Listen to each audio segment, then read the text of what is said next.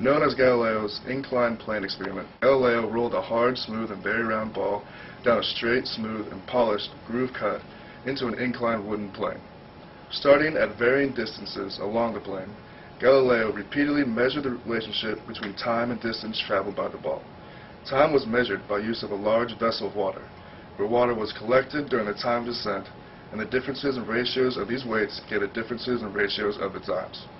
Galileo found that all inclined angles the spaces traversed were to each other as the square of the times.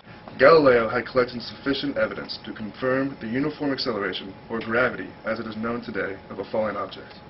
Previous experiments failed to account for the acceleration of gravity because it was impossible to tell how fast an object fell from a given height.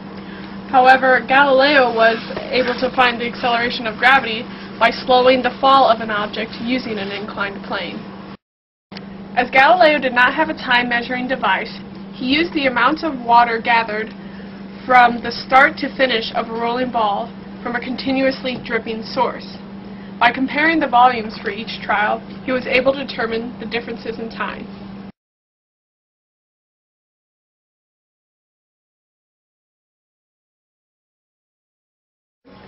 Three.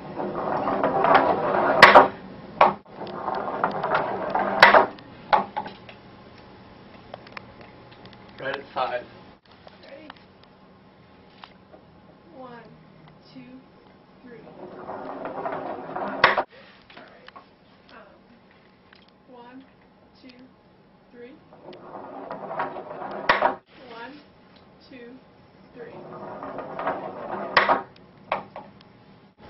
3.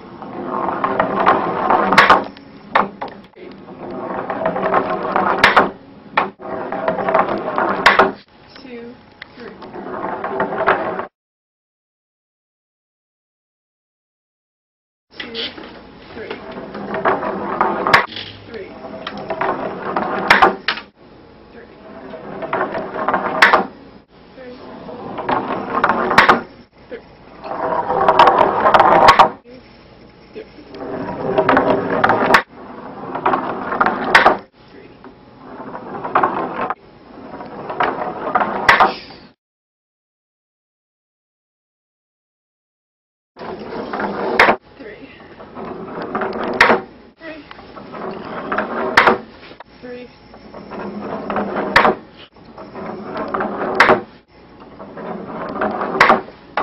2, 3.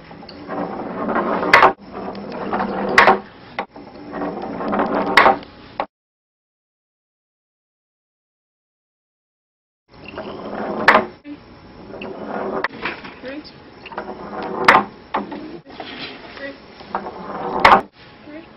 2, 3. 2.4. So after we put data into an Excel file, we graphed it as a power function with y as distance and x as volume, which represents time in this case. Although we were expecting to see a relationship as y equals x squared, as it represents d is proportional to t squared, we actually got a value of y equals x to the 1.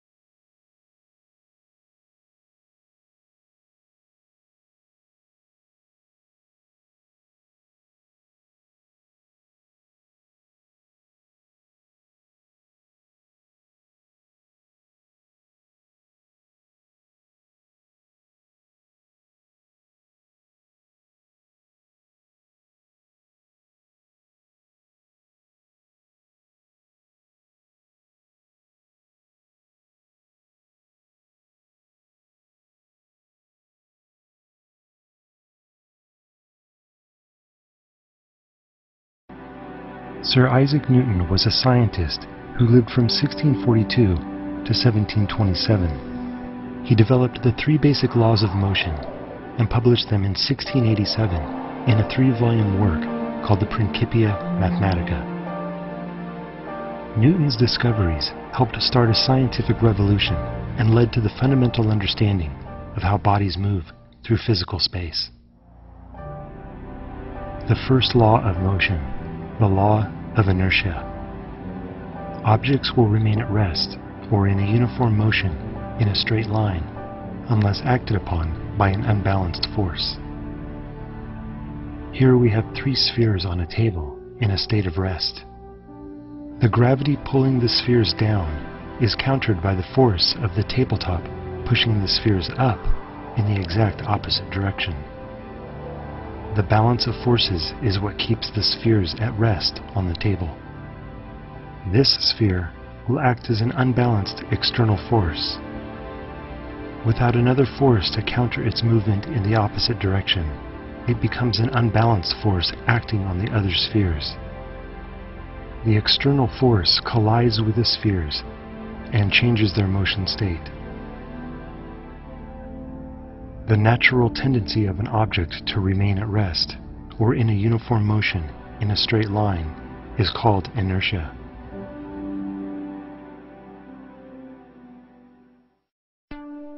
The second law of motion, the law of force, mass, and acceleration. The acceleration of an object depends upon its mass and the magnitude of the force applied to it. When an unbalanced force acts upon an object, the motion of the object changes. The rate of this change over time is called acceleration. Acceleration depends upon 2 variables: the mass of the object and the magnitude of the applied force. In this example, a 3D character represents a pulling force on a 50 kilogram mass. Using his full strength, he has no trouble accelerating the object in the direction of his pulling force. If the mass is doubled and we want to accelerate it at the same rate, we must also double the force.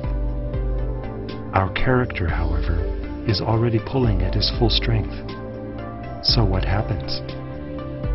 He can only accelerate the object at half the rate as illustrated by his slower pace.